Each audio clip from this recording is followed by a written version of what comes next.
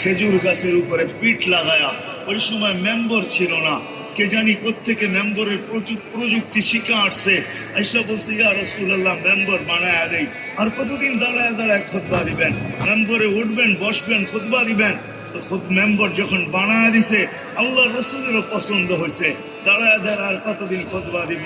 মেম্বরে পা রাখতে দেরি, শুকনা খেজুর গাছ বাচ্চার মতো কাঁদতে দেরি করে।